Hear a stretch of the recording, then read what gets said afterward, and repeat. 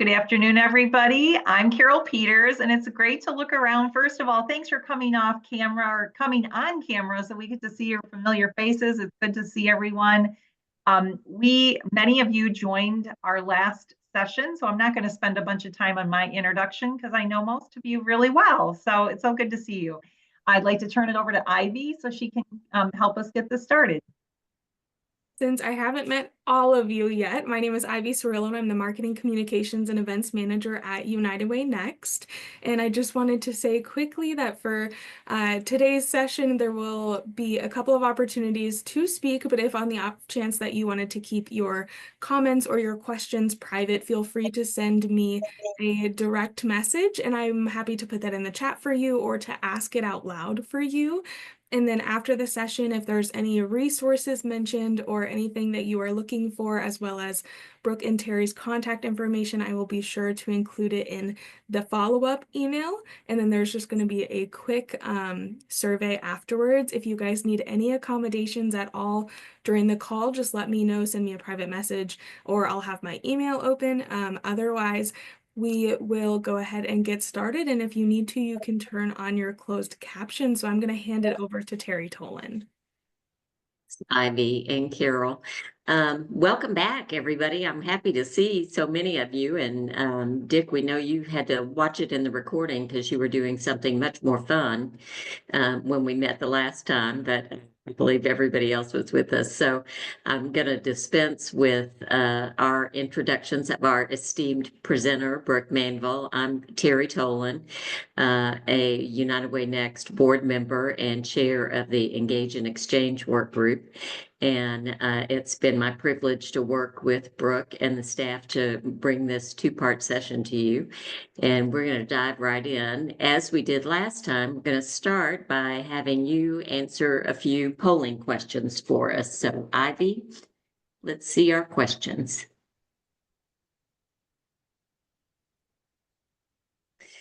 Okay. Here are the questions. There are three, so you scroll down to get to the third one.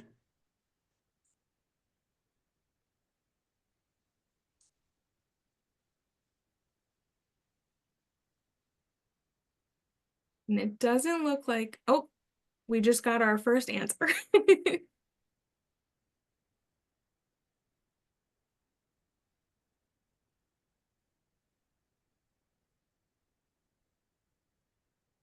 Looks like we've got about 55% of everyone answered so far. And I want to say that we might just be missing one, and then it probably isn't going to count for me or Carol. So right now we've got 8 of 9. Okay, let's go with it. Mike Durkin, welcome. We're happy to see you joining us again. Oh, looks like we just got 100% participation. So I'm going to end the poll, and then I'm going to share the results for you guys. And are you guys able to see the results?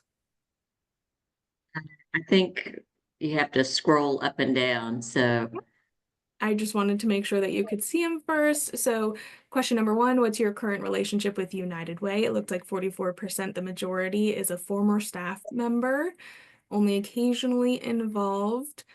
What involvement do you have in your local community today? 63% volunteer or participate in other local community organizations. And then the last question, it looks like it was a 60-40 split.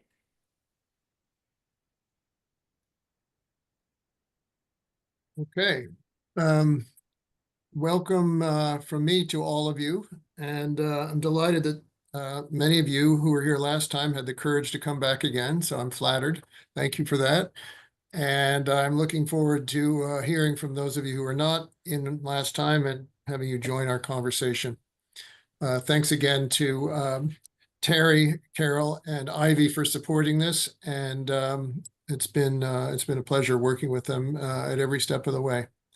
Let me just start the slides now and make sure everybody can see that. And I think we're going to try to keep the gallery on insofar as we can, and certainly when we move to the discussion portions, we'll turn the slides off temporarily, and just since we're a small group, do a gallery style so we can see that.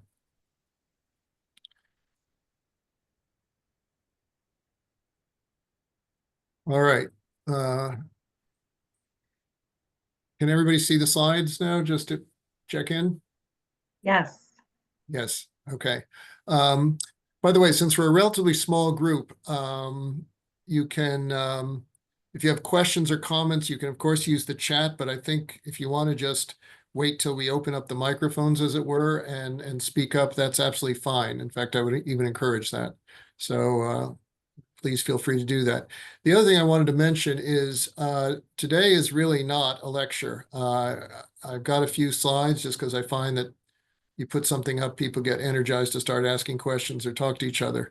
But there's just going to be a few, and I really want to focus on discussion. We'll take as much time as we can squeeze out of our allotment here to make it more discussion rather than lecture. Okay.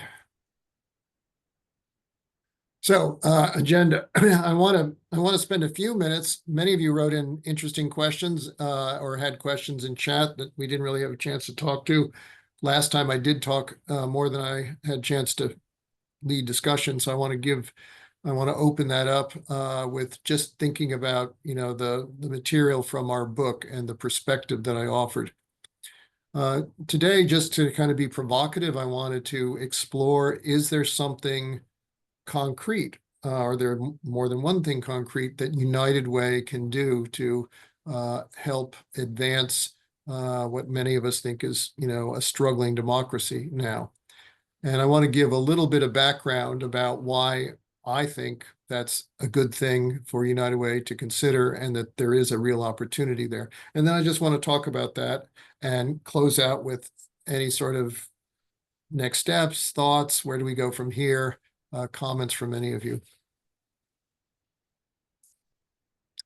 All right, so a week later, I don't know how many of you lay awake at night wondering about the lessons of my book, but even if you spend a few minutes, I'd be curious now just to hear any thoughts you might have. Just as a tickler, these were some of the comments that came up last week. We had a brief discussion about a question from Liz Thornton about, are we a republic? Are we a direct democracy? Is there a difference? Barbara saw that there is a distinction, in at least our view of democracy, that civic rights have to predominate over universal human rights, although they can coexist in a well-run democracy, I would argue. Kyle Ron referenced one of many initiatives that is out there called the Dreyfus Initiative about improving civic education. If any of you are interested, you can track that down. There's a website which I looked up on that. There's an interesting question from Kitty about what I call the dilemma of freedom. It is indeed core to American democracy, but as we have seen play out in the headlines, it's often a source of polarization. Where does his freedom to own a gun run into my freedom not to get shot, and so on and so forth.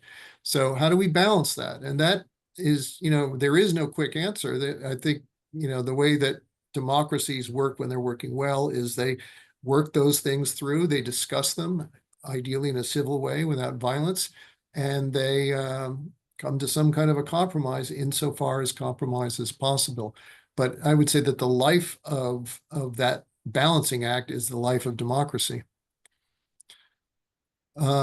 About introducing United Way leadership to these ideas, she was very enthusiastic and thinks that United Way, the current organization, could do more about democracy. Well, I share that belief. We don't have to get very tactical about it, but I certainly hope that some of these ideas through your various contacts in United Way, whether through volunteer or relationships with staff members, that some of this can ripple into United Way thinking. I mean, that was my motivation, frankly, in wanting to do these learning sessions. Somebody mentioned the New York Times article by David Brooks about America needs an uprising. I'm not sure if that was Barbara who did that, but we had a brief conversation, then some email after it. And David Brooks, who I think is a wonderful writer and is hardly a screaming liberal, nonetheless, wrote this article saying, Trump is now so far down the line, there's nothing left to do but to resist. I think my personal view is, he sort of overstated his case a little bit, but there is a place for resistance in my view, and it's going on. I don't happen to believe that on an official basis, it should be what United Way makes United Way should make it its mission to do that. I think there's a problem with that, and Dick Aft had that very interesting little jingle saying, we need more tea and less tea party, in his view, and I tend to agree with that. But that's something we could debate if people are interested in. And then Mike sent me an interesting note about where can our democracy get some help? Could we learn more from organizations like the United Nations or other neutral sort of pro-democracy organizations? And then I think in a way even more promising, from well-run municipal governments. And I think that a lot of my personal view is a lot of our problems today is that our politics have become too national, and that there's a lot of quite well-run states and even local cities that I think could be doing more to help influence what I'll call the best practice and the culture of democracy. So I think Mike was onto something, and he also referenced an interesting debate society that the Boston Public Schools, I don't know if they used to run or they still run, but yeah, there's an example of lots of democratic things going on at a local or institutional level that I think is being lost in some of the fireworks about the culture wars between the Republicans and the Democrats, on the Senate floor and so forth. So I think those are all, very positive ideas. Barbara also asked, after I had a chance to finish these slides, about what can individuals do, if United Way doesn't necessarily step up to this, or if United Way is, going in a different direction. I mentioned at the end of my presentation last time, very quickly, there's a number of organizations out there who are working on different aspects of building United Way culture. And if you go to my website, I actually, as one of my own little public services, keep a running tab of what some of those organizations are. So if you go to brookmanville.com, you can find a tab on my website called Civic Renewal Resources. And you might find that of interest. And I'm always looking for references to new organizations. So the one that Kyle referenced, the Dreyfus Initiative, is not one I had not known. I'm going to add that. I think it's added soon to my website. There are two organizations that I do want to flag that are particularly interesting if you don't know them. One is called More in Common. I don't know if any of you have come across that one. They have a website.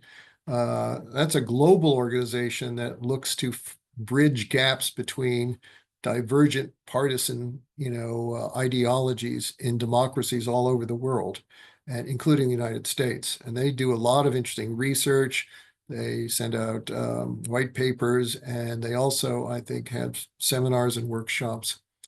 And perhaps even more vital to the case at hand in America is an organization called Braver Angels. Do any of you know Braver Angels? That's another one to look up. Braver Angels was founded, I think, about 3 years ago with the explicit mission of reducing polarization in American political life.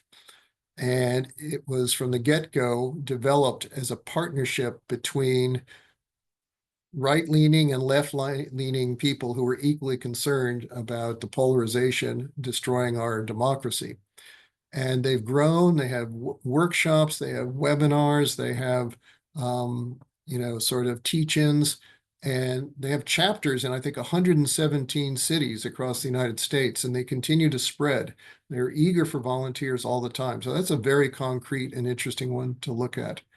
I'm going to talk later about the Harwood Institute, which some of you know. That's certainly on the list, but I'll hold my comments until we get to that a little later.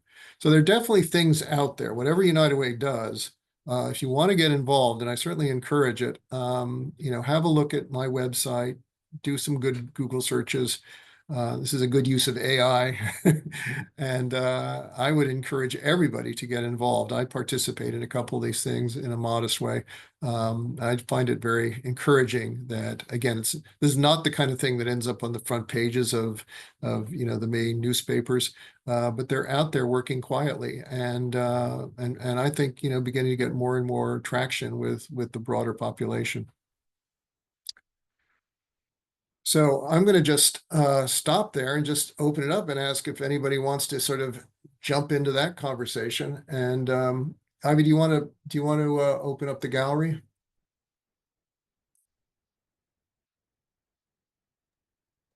I was about to, but it looks like it's already done. Okay, so Ivy, I see you large picture and everybody else the size of a postage stamp. Is there a way for me to see everybody at the same time with you in a comparable size? Yep. So if you look up on to the right of your Zoom screen, there should be a view button. Oh, yes. And you Multi-speak. should be able to change it. Yes, great. Thank you. Mhm. All right, good. And Dick. it looks like Dick. Yep. Got it. Dick, please jump in. Welcome. Brooke, as you post examples and websites, I can't give you a specific name or website, but I can tell you of an experience that I think has a massive bearing on where we are today in many of our local and national institutions. My best friend in high school and I resumed contact about 30 years ago. At that time, he owned a business in Montpellier, France, and we had an opportunity to visit with him. At that time, he mentioned that he was head, the volunteer president of an international evangelical association. He grew up as a Pentecostal and stayed active among the evangelicals.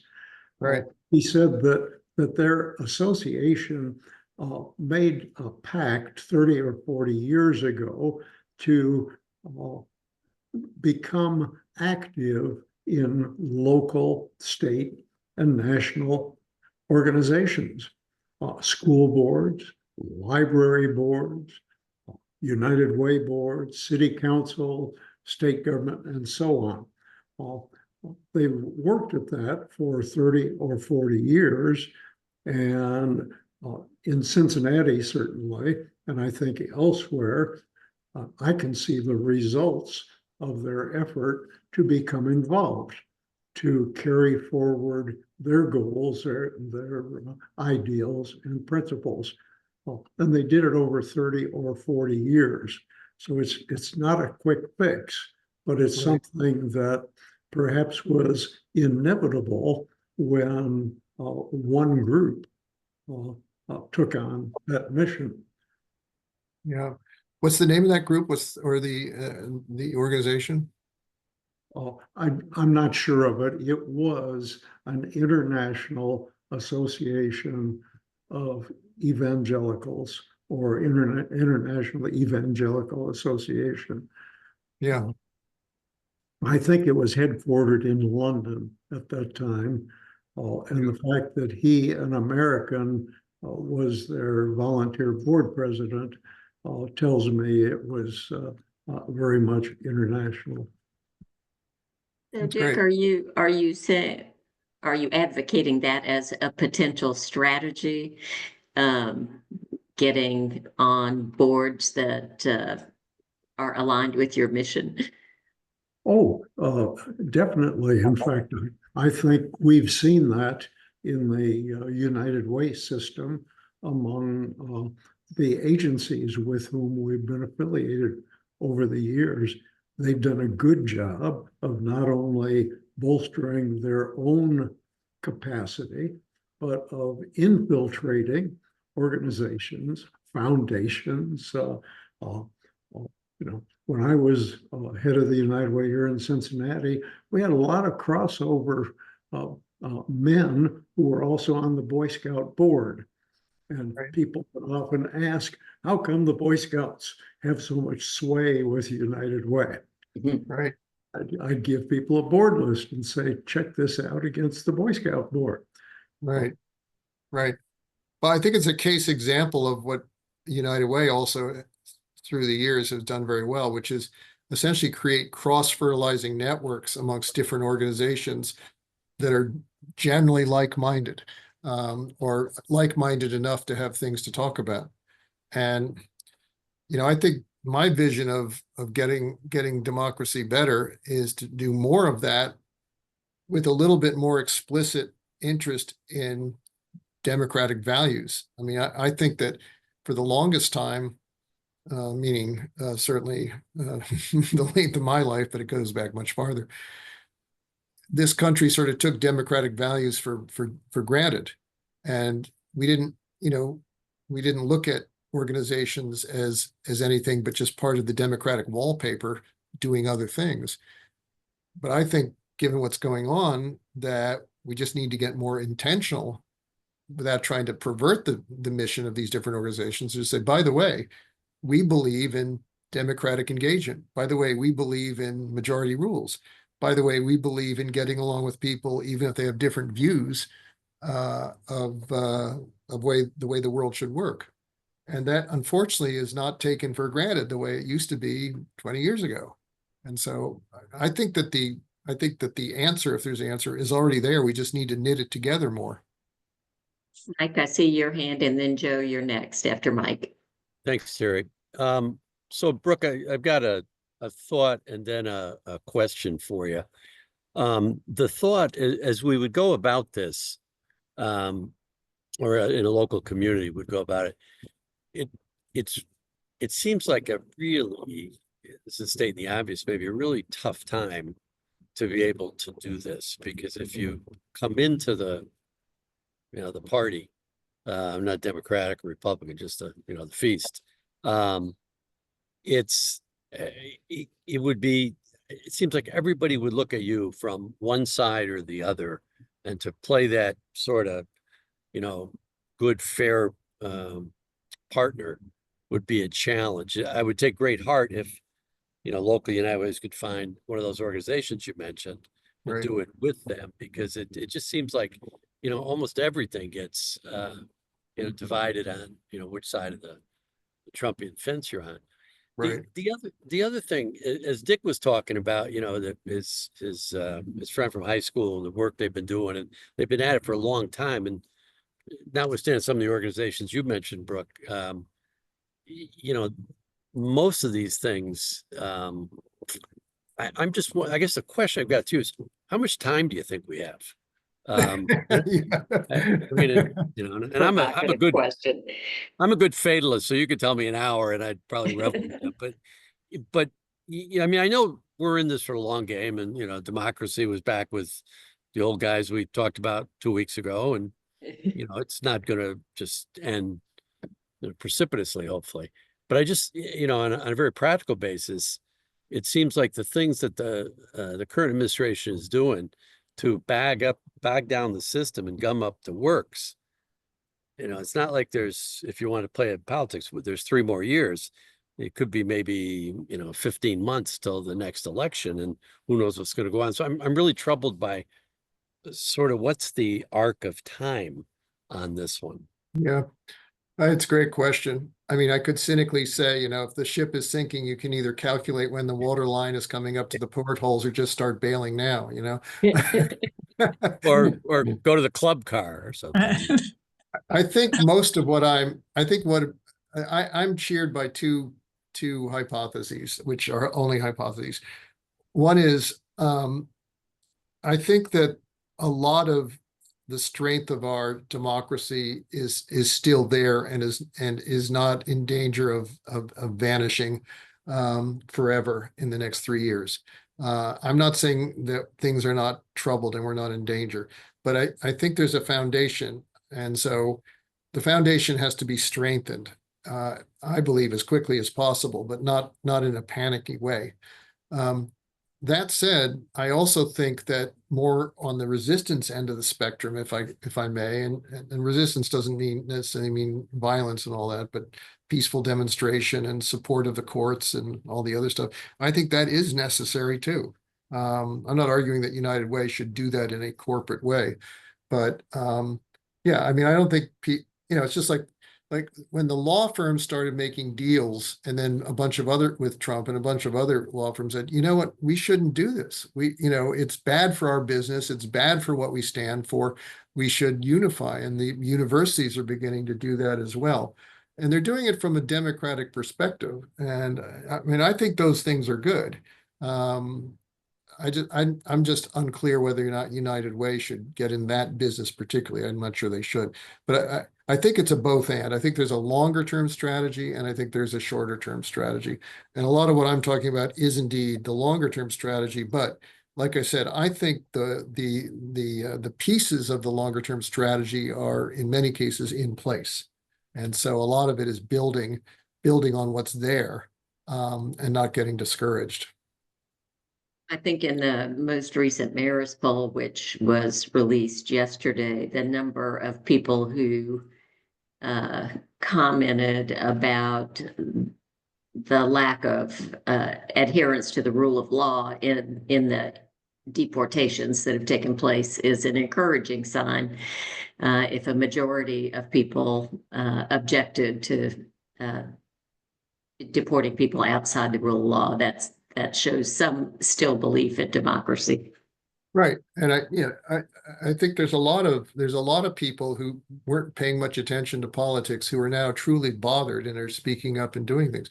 I mean, CEOs used to say, just keep your head down, he'll lower the taxes and all's going to be fine. And now a lot of them are saying, no, it's not going to be fine. We have to start doing something.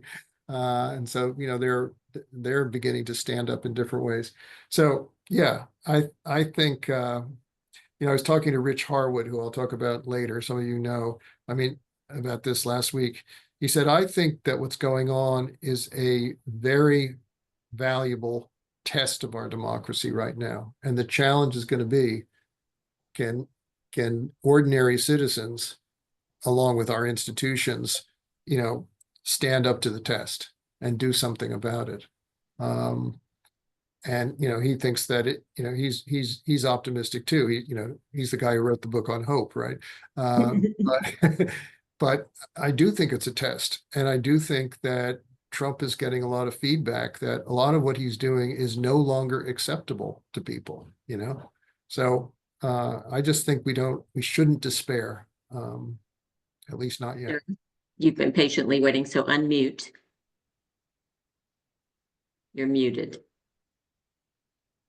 Thank you for that tip. Hi, Joe. Hi, how are you? Good. I've been trying to think what I would be interested in, or how I might be motivated to be interested in such activity as we've been kind of talking about, if I were a local United Way CEO. And I think where I would start is I would probably greatly appreciate someone helping me understand how in heaven's name do you, in a nonpartisan way, engage in this critical issue. Who is doing anything? Is partnership with others a recommended path? In other words, some context and some guidance. Right. And in order to do that, it seems to me we'd also need to learn what actual current CEOs are thinking about in this regard, or are open to thinking about in this regard. If in fact we want to get serious about trying to consider playing a role of facilitating local United Way engagement. Right. Well, Barbara Kitty had her hand up, so we'll go to her next and then to you. Thank you, Terry, and thank you, Carol. Dick, Brooke, you said earlier about how at the local municipalities that there's just much less of this polarization, and it's so true. I work for the National League of Cities, and we often say that it often is even hard to figure out if a mayoral candidate is Republican or Democrat. right. And we often note that, if there's a if there's something that needs to be fixed in the city, we don't ask, is it red or blue? You just fix it. So Right. I do think that there is a great deal at the local level where people are not only able to, but I think in many ways are dying to have the civic Right. conversation with each other. And I think in many ways we need to give ourselves the opportunity to be surprised that Yes. people we feel very different from, we can have good conversations, and there are Yes. certain areas of common ground. And this is again where I think United Way is so powerful, because I believe this network is seen as a place that everyone can come to the table at, where it's not about polarization, it's really more about what do we have in common together to work on. So I think that long-term strategy is not only important, it's essential, because as you said earlier, Brooke, we kind of take democracy for granted. We haven't exerted those muscles. And unless we do it the long-term way to build the solid foundation, it could happen again. Right. Well, to your point, and also back to you, Joe, I just think that there's more appetite for this coming. There's both more appetite for this coming together than we sometimes realize. And second of all, a lot of it is already going on. So again, my plea is about how do we lift up where it's working, and how do we strengthen the conviction of people who are doing it, and even raise awareness. Do you realize that, the meeting you just held was a sublimely democratic decision-making process? Please remember that, next time you go after your neighbor, that you hate because he has a Trump sticker, right? We just have to get people to be thinking more explicitly about it. But there are organizations like the one I mentioned, Joe, which is just there is a whole playbook that's out there. There are lots of playbooks out there about how to have more civil conversations, how to deal with adversarial, perspectives.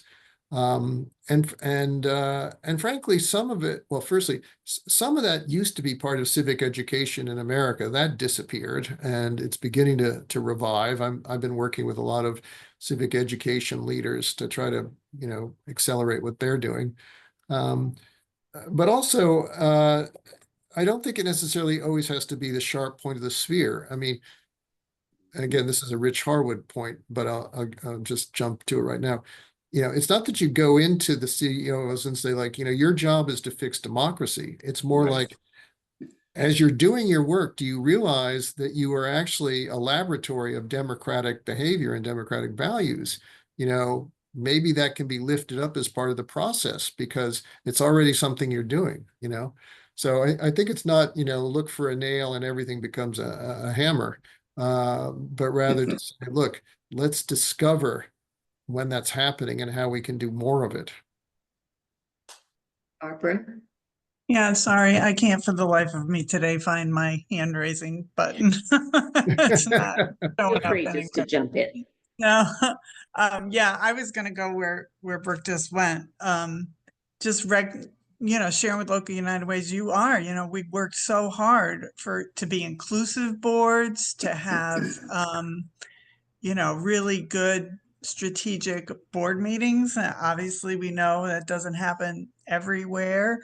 And I think we've had for many years the conversation of, the dangers of when you become too much of a staff-driven organization, then the board loses some of that ability to come into every meeting and really have strong strategic conversations. But I agree with you, Brooke, just pointing out to people, like, remember what you have and what you do. Was typically a model of bringing diverse people in a community together to talk about things that matter. And what I'd add to it is a values-driven organization, Right. so that there's a core value to start with. And in this time, it's also really local. And I'm kind of in this mode that, the action and the remembering and the raising things up is gotta kind of happen locally. The other thing that I've been thinking about, and Dick brought it up with his example, but and certainly your book made me start to think about this more than I was thinking about it before, Brooke. Yes, there are a lot of places talking about civic conversations and stuff. What I was wondering is, we've all heard about the work of the Heritage Foundation and the 26-point plan or whatever it was that, was behind the scenes. And to Dick's point, this stuff, getting the people on the Supreme Court, has been decades. Some very thoughtful, smart people sat back and created a plan on how to get us to where we are today. Right. And so what makes me wonder, without trying to be partisan about it, is where's the other plan? Right. Some, amazing foundation have a full plan of what it takes to improve our democracy, keep it preserved, keep Right. it functioning properly. I haven't seen that in a dedicated place that then gets publicized. So it Yeah, feels no, like I it's agree. just a hole. I think the answer to the 2020 step plan or Project 2020, whatever it's called, has yet to be developed. But I do think that it's growing. Civil rights was bubbling long before Martin Luther King kind of catalyzed it and created the network of people who are working on civil disobedience and rights. And it takes a while, but I think my point today is just one small little drop in the bucket to hopefully get some waves moving. We just need more people working from the constructive end of the spectrum, as opposed to how do we kill off the Republicans as fast as possible, right? Unfortunately, a lot of the rhetoric is around that. I also think two things. I think many of us may underestimate how destructively effective the marketing machine of this regime is. And also that Trump is at the center of the page every day of every newspaper, and we don't have enough coverage of the alternative reality. And I've read various articles. I personally think that somebody wrote this, I was reading it today, that he personally, he builds support by goading people who disagree with him. And so we, every anti-Trump article we write plays into his hands, so I think we just have to be aware of the media environment and start figuring out how to get to a more constructive level of dialogue nationally. And remember that the big problem with, in my view, the Trump movement is not so much Trump, but how many otherwise decent people are following along.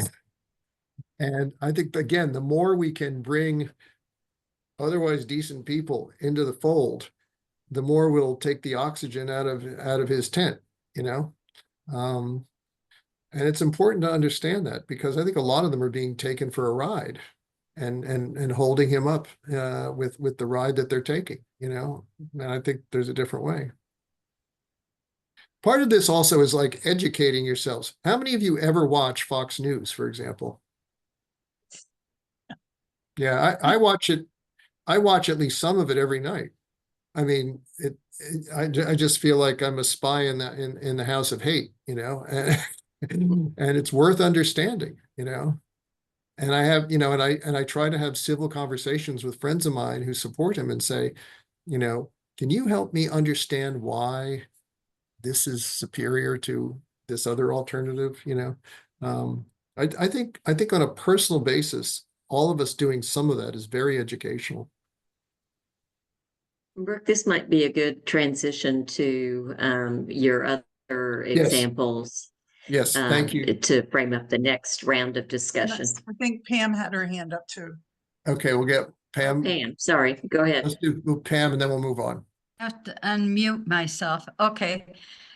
Just a couple of things. And when I don't know how many of you are also involved with Points of Light Foundation when you were at United Way. But when I was hired a little over 30 years ago to start a volunteer center with the Points of Light grant, we actually belonged to both organizations the whole time I was there. And so it was looking at the synergy between the two. Right. Before I left a couple of years, Points of Light came out with what was known as the Civic Circle. And the Volunteer Engagement Council was intrigued by that because it recognized 8 different areas where people could be actively involved in helping to bring positive change to their community.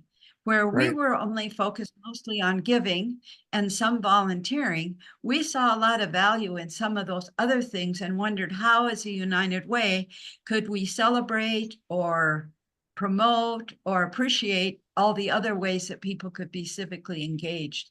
And we had some really good conversations around that and how some of those thoughts might fit into United Way. So I Yeah. just bring that up if you're familiar with it. It's an interesting concept. Yes. The other Yes. Thank thing, you. a couple other quick things that we had looked at. One, we had for a while someone in our United Way leadership who felt like if you didn't do the United Way, then it wasn't being done right. And Right. so the Volunteer Engagement Council came up with the idea, but wait a minute.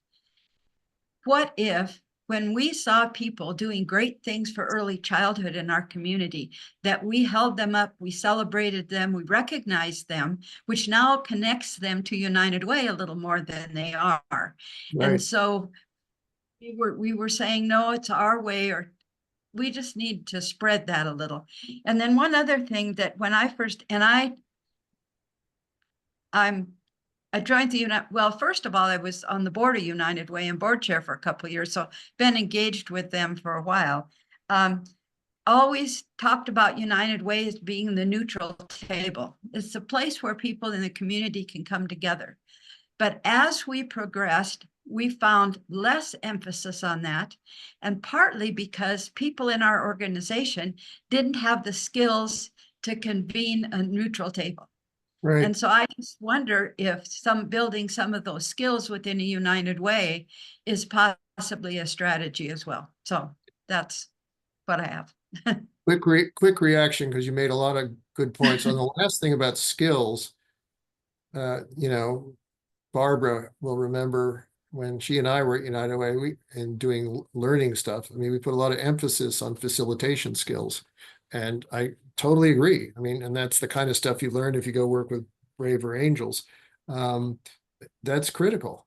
So yes, excellent concrete point. Secondly, that notion about the United Way versus lifting up people who are doing comparable work that doesn't happen to be branded United Way or whatever you want to call it. I think that's very, very powerful. I mean, my view is that the change comes from kind of building networks of goodness, not necessarily being the sole inventor of goodness, right? And I think that's United Way at its best, right? That it is lifting up, you know, other organizations, and, you know, the degree to which they're willing to lift those up without necessarily demanding that they become part of the, you know, every annual campaign or whatever, I think is very powerful. And I think there's a lot of lessons to be learned about the civil rights movement as well in that same spirit, you know. Okay, let's move on, because I think we're bleeding into the latter part of my few slides here, which is fine, because I think we're on the right vein here. Let me just move us ahead. So if you remember this is just one framework. This is not, you know, this is my man's version of what's wrong with our civic bargain and where we need our, let me just get our, you remember if you were here last week, I showed this slide summarizing my book, you know, that we said that there's 7 conditions that you've got to have, you know, clarity about and some kind of working arrangement with in order to keep democracy strong. So some of it is about institutions, some of it is about citizenship, which has a lot of different meanings. But the ones that I think are really important, and United Way potentially has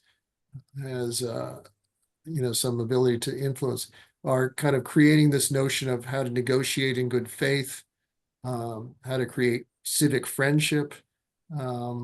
Civic friendship meaning, you don't agree with everybody, but you know how to get along with everybody in a civil way and create change that way. And then civic education, which again does have some kind of notion about why is democracy good? Why is democratic process better than absolute tyranny? Or I'll do it my way or else get out of the room. These are these kind of softer values, these softer norms of democracy, I think is what gives our democracy strength. These stories about how United Way brings different entities together to build up the community. I mean, I've traveled around the world a lot in my business career. I mean, you find very little of that in other countries. I mean, that really is a special American thing. And I think we just undervalue how important and significant that is.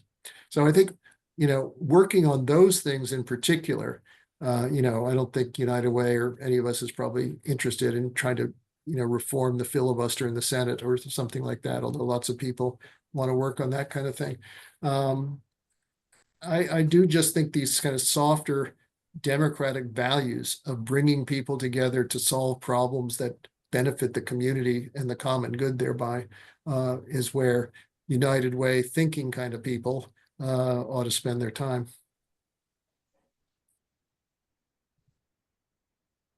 So let's get into the United Way question.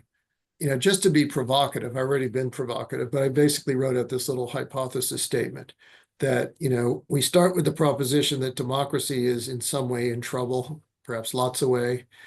But my assertion for today is that fixing it can be tackled locally as much as, if not more than, nationally.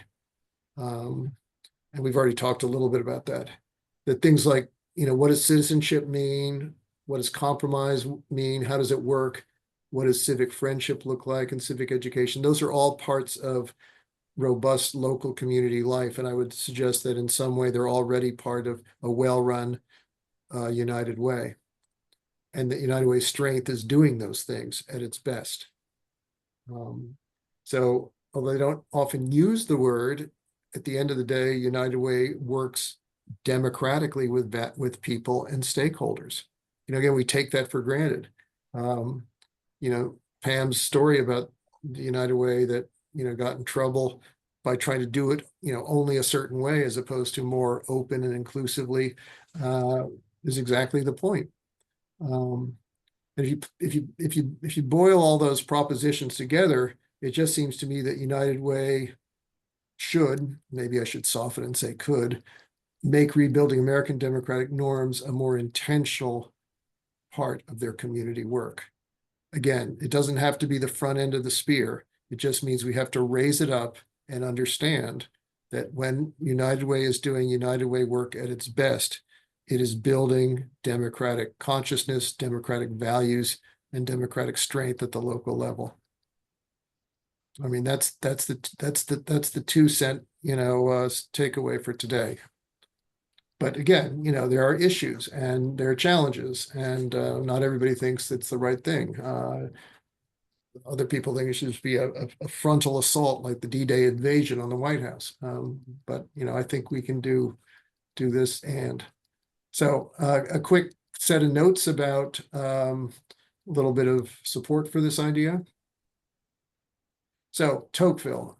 I mean, Tocqueville is really interesting. If you've never read Tocqueville, I highly recommend getting an abridged version. He's pretty hard to read end to end, but there are lots of books kind of giving you the basic ideas and whatnot. And, he was just bowled over when he came to America in the 19th century about how different America was for all the reasons we've been talking about. And a lot of that had to do with, we were essentially a pioneer land. We had people from all different parts of the world who had come to the United States to make a new world and make a new living for themselves. And guess what? They had to figure out how to work with each other, because there was no big, helicopters from Washington coming in to help them when there was a fire, when there were Indian raids, or when, there was a flood. Or when people were falling into poverty because of, no rain for 4 years in a row. They figured out how to do it. And he was fascinated with Americans' fascination for local association and cooperation. He said, Americans of all ages, of all conditions, they're constantly united uniting in thousands of different organizations. He used the word unite. Imagine that. This is a French translation, but okay. He also said the strength of free peoples resides in the local community. Local communities put liberty within everybody's reach. So there is this thing called Washington far away, but they see and understand that their liberty is around themselves and next door. That's where it becomes most vital. And they had this wonderful phrase: in democratic countries, knowledge of how to combine, in other words, how to associate and bring people together, is the mother of all forms of knowledge. Before there was an internet, bringing people together was how you figured out how to do things better. And United Way later, of course, capitalized on that idea. If we want to understand fixing our community, let's get the different stakeholders and people who are working in this community together and start to think collectively. I mean, that's Tocquevillian stuff. And the fact that we have Tocqueville donors and whatnot on the United Way is exactly right. But a lot of people don't really understand the real kind of intellectual juice that Tocqueville's vision provides to United Way. So, thematically, he basically also said, local organizations create habits of the heart. You understand how to think, not just with your brain, but your heart. You understand how to find the balance between individual rights and community duties, because there's always a tension, as somebody mentioned last time, and how to look beyond self-interest to the common good. Because in fact, at the end of the day, in a local community, the common good is a self-interest. I don't want the flood to destroy my town. I don't want to have no help if my crops burn up in the drought, right? That is self-interest. It's okay to be self-interested. You just have to realize that the other people you're working with have self-interest too, and some of those self-interests are the same.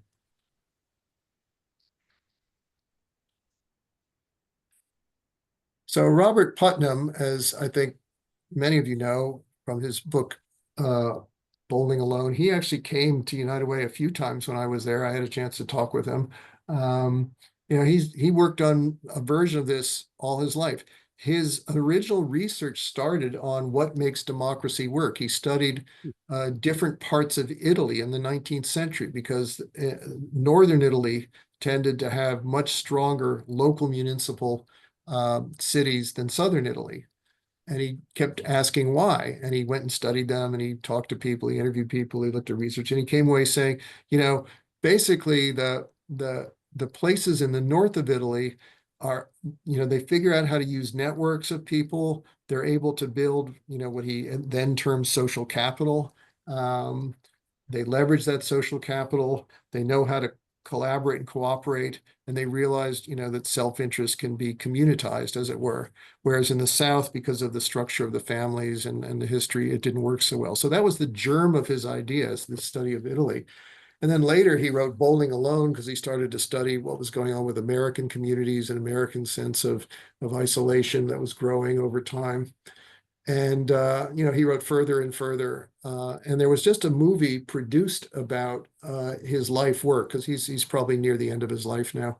And it's actually now on Netflix, and I've seen it. It's called Join or Die. And it's a very inspiring movie that can be summarized in one sentence, which is, people do better when they join some kind of local organization. And not only do people do better, but the local organizations do better, and the local community does better. But if you haven't seen that, it's well worth a watch. It's free on Netflix. Join or Die. So lastly is this fellow Rich Harwood, who I've known for many years, and some of you have known as well.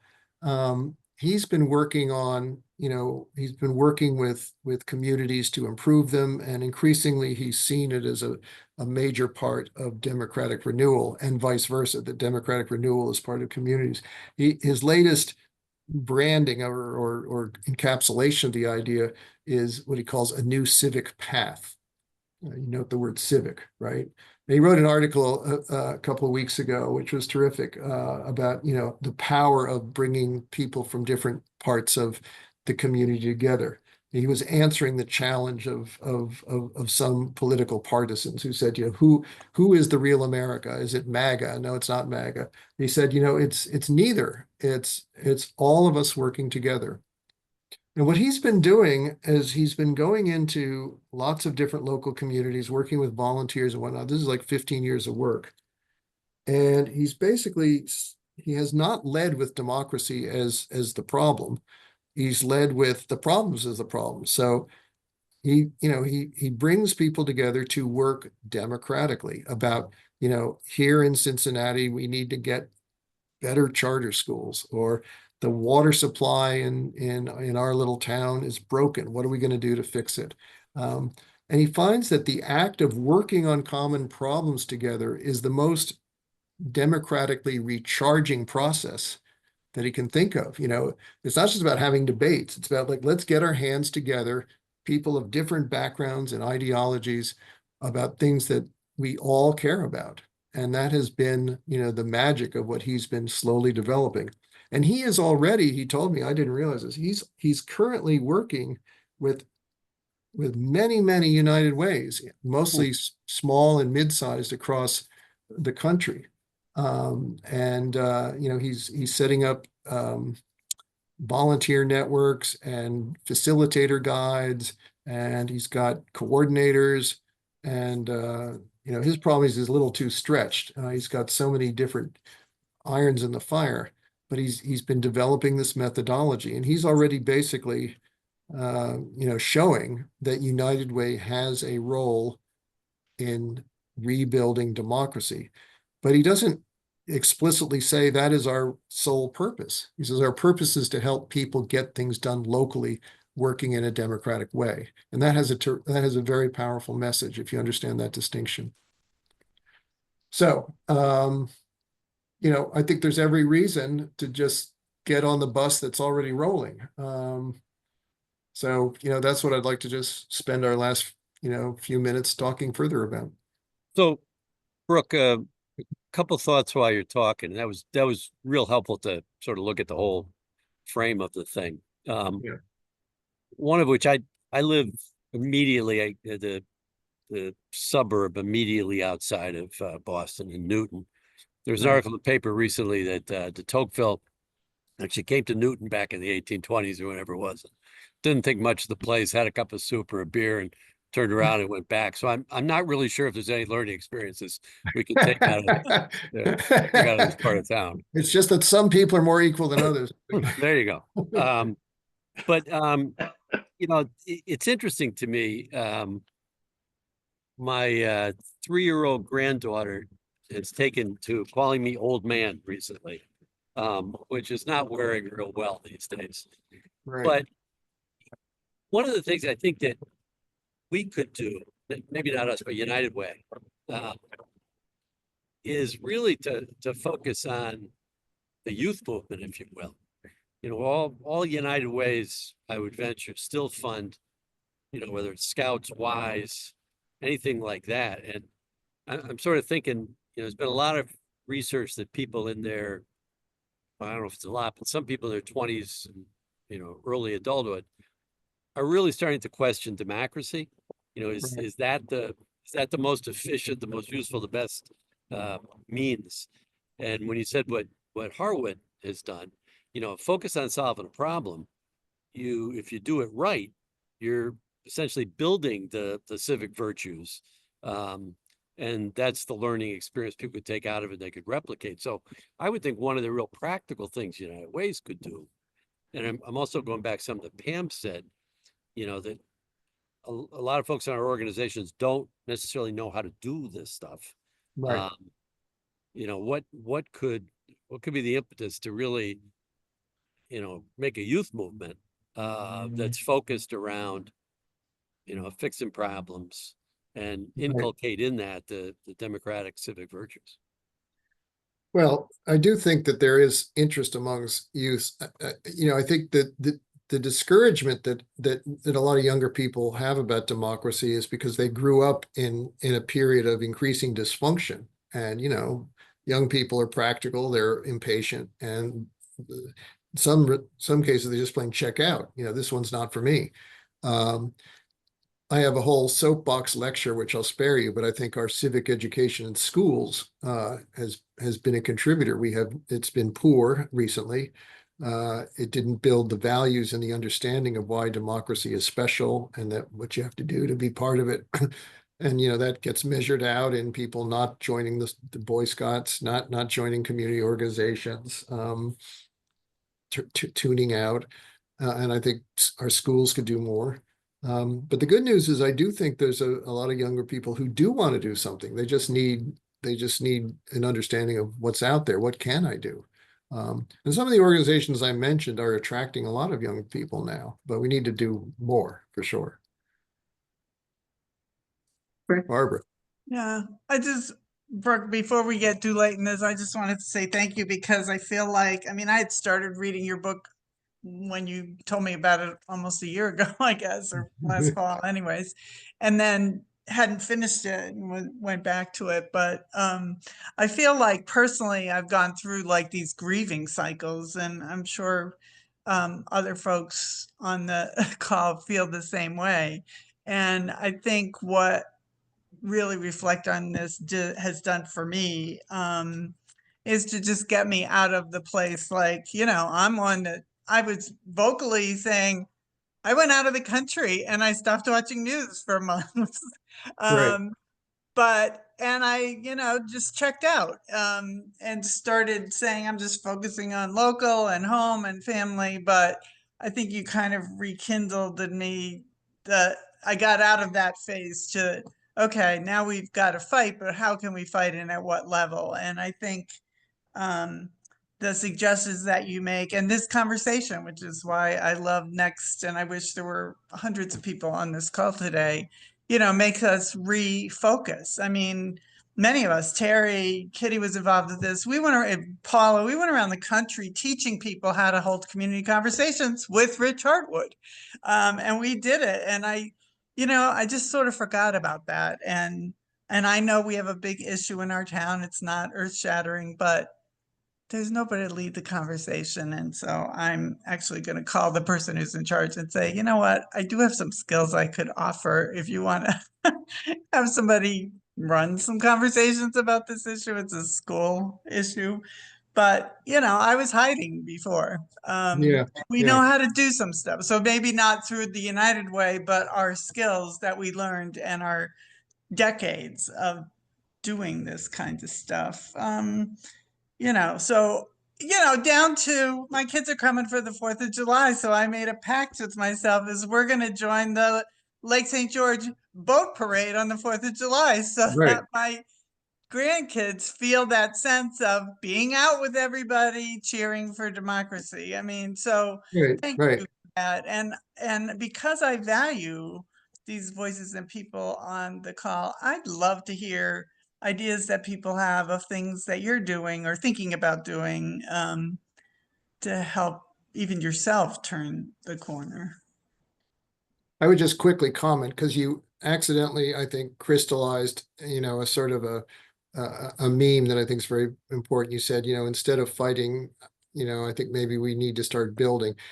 I think for many people it's both and, but let's not fall into it's one or the other, right? If somebody wants to really resist and show their displeasure about what's going on, do so. Yes, absolutely.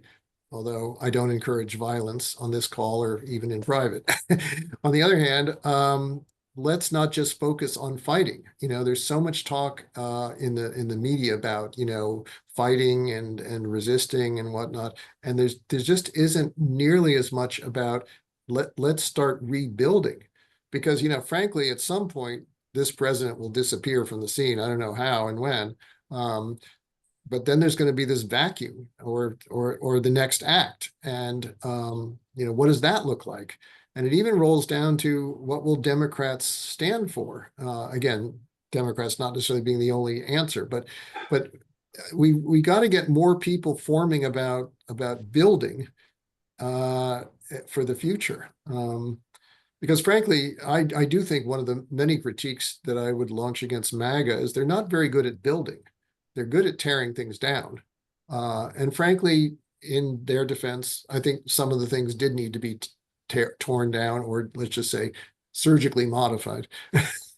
But I have not seen a lot of building going on. You know, most of their programs stem from anger, retribution, and that kind of thing. But somehow we have to like build things. There's a series of books that have come out about this concept of abundance. Have any of you seen some of those books? Yeah, Kitty is nodding yes. That's an interesting book. And that's Ezra Klein wrote that. There's another one of a comparable.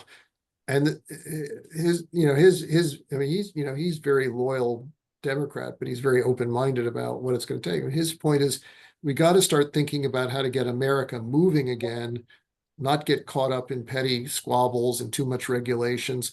You know, let's get our shoulder behind the wheel of making progress. That's the best antidote, especially for younger people who don't see government as anything valuable, or democracy is we got to make democracy work and not just be an act of faith. Yeah, let's go to Joe. Joe. Yeah, I've not been known particularly for my patience at times. I can attest to that. She more than any.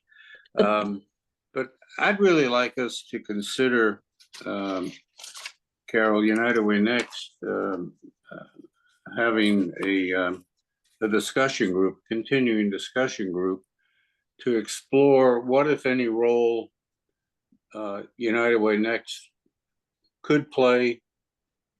The board would be willing to engage to play, you know, because I think, having listened as hard as I'm able, there's a great mix out there in the United Way network.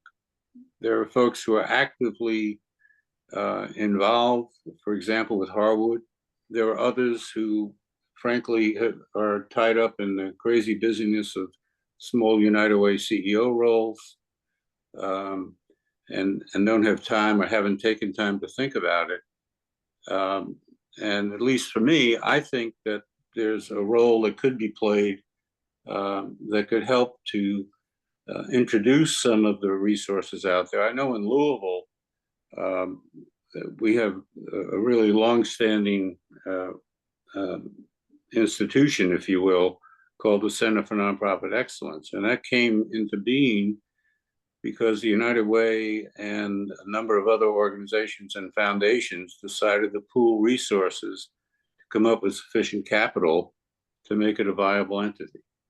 You know, so, and there are many, many, many stories like that all over the country. Yeah. But to have a voice saying there are ways that are not partisan to play a role as a local United Way. In fact, you're probably already playing it, Right.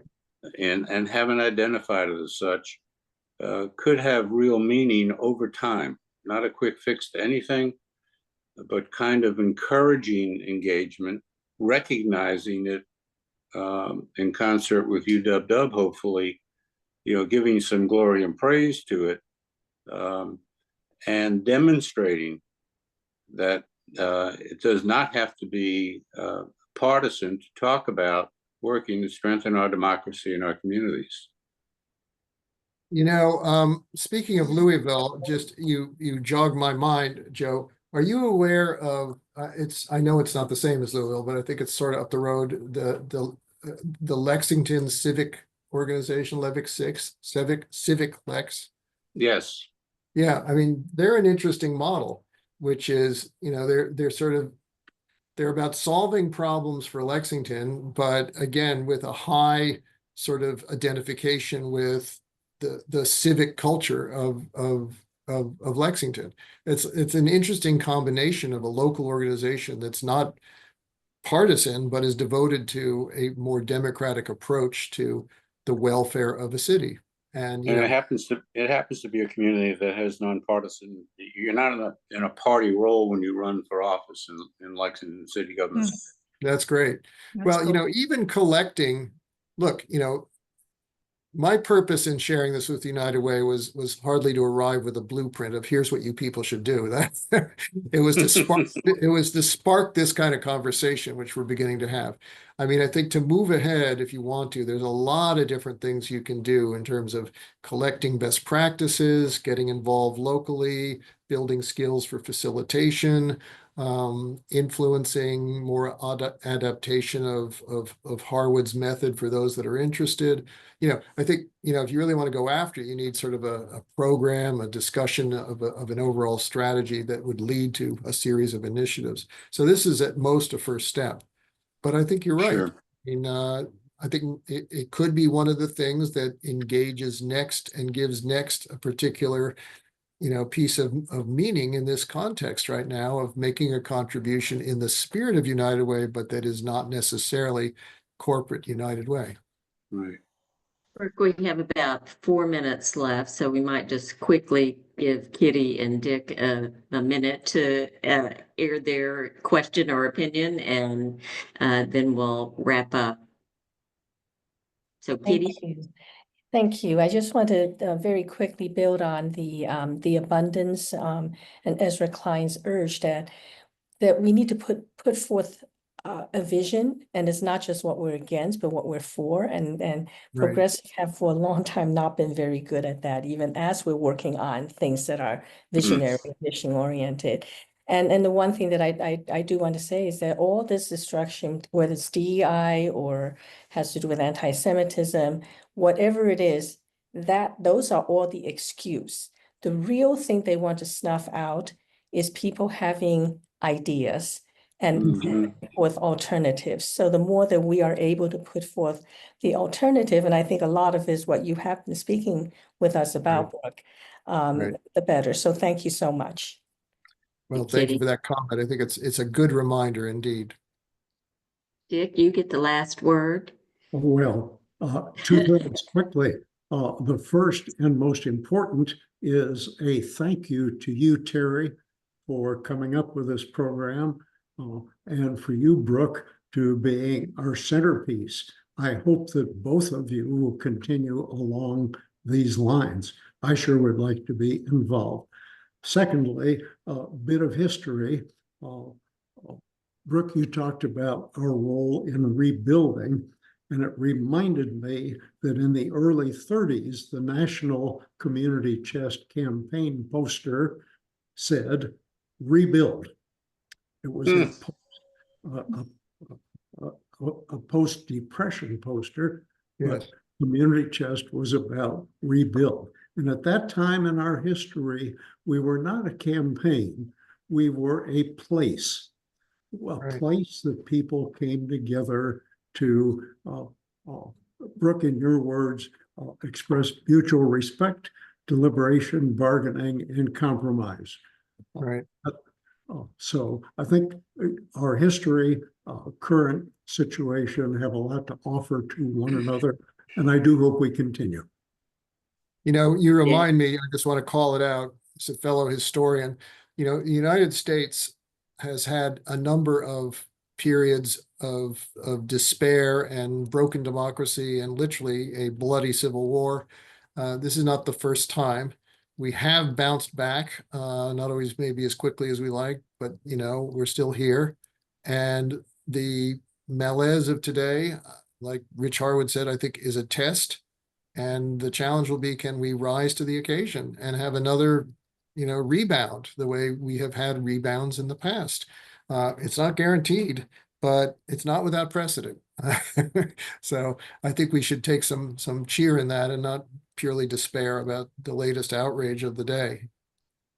I think one thing we can do to continue the conversation is Ivy and Carol, if you would agree to share the whole group's email with us. If you don't wish to have your email shared with this group, please feel free to opt out either now in the chat or directly to Carol, so that the discussion can continue, because I know you blind copy everybody when you send the notices out, and so we don't have any easy way to communicate with each other as a group at this point. We So also Brooke, get a copy of Brooke's slides, and there's a lot of resources in the chat. Maybe Ivy, if you could just put them all in a document and send those out to us too. Yep. So I was just going to mention that I am going to take all of the links that were talked about and the resources that were talked about during today's call and everything that was provided in the chat. I'm going to include that in the follow-up email as well. And then I will also include the information for our upcoming United Way Worldwide Town Hall for Advocacy Forum and Capitol Hill Day on May 15th from 3 to 4 p.m. in case you guys are going to be interested in that topic to continue the conversation as well. And then before I hand it back over for any last minute comments or anything like that, just a reminder that we will include the survey when you close out of Zoom today. So if you wouldn't mind filling that out quickly for us, it should only be about 3 questions. You guys, I think, have already seen it in the past, but it just helps make sure that we are putting on the best events for each of you guys. Great. Thank you very Brooke, much. You get the real final word, so we'll let you close us out. And thank you, everybody, for joining us. Feel free to share the recordings with friends and encourage them to join the discussion. I will close out and thank you, Terry, Ivy, and Carol, of course, again, and all of you for not only hanging in there, but actually contributing. This is quite an interesting and sort of inspiring conversation. If you're so inclined, please come to my Substack. I write short articles every few weeks about different aspects of democracy. I love to hear your comments and get any ideas. I'm trying to do in my spare time a little bit of thinking about democracy further. So please come to the Substack. You can subscribe. It's free. And I hope to see you all again and in some way stay involved with your conversations. Thank you again. Thank you. Thank you, Brooke. Thank you, Terry. Thank you, Ivy, for coordinating, and to all of you for being here today.